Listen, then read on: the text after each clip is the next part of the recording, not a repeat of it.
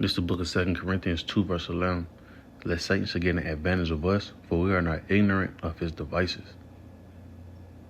First and foremost, we give our honor, glory, and praises to Yahweh, by Hashem, Yahweh Shah, by Hashem, Ruach HaKodesh. Double honor to the elders and the apostles, the great millstone who rule well. Shalom to the hopefully elect men that scattered abroad, pushing the truth without sincerity. And shalom to a few sisters, that's taking heed and getting in order. Right, it's coming at you, blowing the horn again. Another article came up, so there's nothing wrong with, speaking back on it again. Here we at, here are we. They did a video, a little small lesson, yesterday on the same topic. And as you can see inside the article, it says top economists warns that central banks are planning to introduce CBDC, CHIPS, implants, right? And the thing about it, what really stood out to me was the word planning, because back in that precept of 2 Corinthians 2 and 11, right, once you break it down to its entirety and look up the word device, you will see it's a plan, right, but it's a certain type of plan, So it says, let Satan should get an advantage of us. We are not ignorant of his devices, right? So we can go to the word device inside the Google definition again, right? It's an implement, it's a gadget, right? The main word, the one I wanted to use was a cunning plan, right? So it's a plan, but it's a cunning plan. Why? To get you to fall into the beast system, right? Sign yourself over to Satan, Esau Edom himself, right? Because, when you break down the word mark, the first definition of it, right? It goes in the Strong's definition. It tells you servitude. Servitude. When you define the word servitude, right, it means slavery, right? And I just pull it up all again, just to show it. Right, it means slavery, right? So you pretty much put yourself back under another bondage, or a permanent bondage under Esau Edom, right? So like I said, it's a cunning plan, right? They're planning. There's more than just having all the information. The moral of the story, they're trying to get you to submit to this beast system. Because once this C-hip is inside of you, right, there's no taking it out, right? You initially bowed down, right? So and that was just what all I really want to speak on, Matter of fact, I grabbed the word for it, the word mark. And matter of fact, I just, go back over and talk about the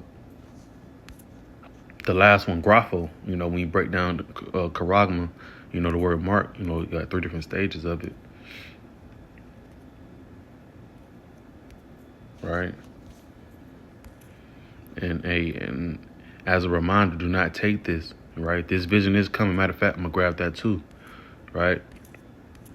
Do not take this implement, right? It's time to build up upon the Yahweh Shem Yahweh Shai now so you don't fall into that temptation, right? So just the word charagma, that's going to be the actual device, right? The root word, karak, what we always bring out. That's going to be the syringe, which going to have the charagma on the inside of, and it's going to pierce through your skin, and they're going to, push it out to where the implants up under your skin, and the root word for karaks, right? And also karaks means to sharpen to a point, and that's what that syringe is going to be. It's going to be sharpened to a point to go up under your skin precisely, right? And grapho, to write, and what it says in the picture, personal C-hip, you got your bank card, look like you got like your heart rates and stuff like that. You got your location, Facebook. So I'm pretty sure that goes into like probably your work stuff. I don't know, but pretty much everything will be on this chip. They're going to make it convenient as possible to where you won't be able to maneuver without having it, or you don't have to worry about losing nothing at the crib or whatever. You will have everything on this one device, right? And just to warn you again, this is coming to pass, right? Right now we're here to where you're talking about it on a daily. They just brought an article out yesterday, Lord, with the Wadi Habashi Masha was able to do one on it, I'm pretty sure other brothers did as well. But this topic is coming out heavy now, right? Habakkuk 2 and 3. Matter of fact, I started 2. And the Lord Yahweh answered me and said, write the vision and make it plain upon the table, right? Make it plain as possible, right? Like I just broke it down real plainly, We're going under the surface of words. We don't read it as face value. You know, we go up under the words. You know, so we breaking it down clear as possible. You know, write the vision and make it plain upon tables that he may run that readeth it. Right, we're hearing about what will happen if you take this device. You know, Revelation 14:9. You know, be death, you be torn to fire and brimstone. Right, and the Lord tell you, hey, he's it's a fearful thing to fall into the hands of living power. You know, have you go out in a way that you would never thought you would go out, man.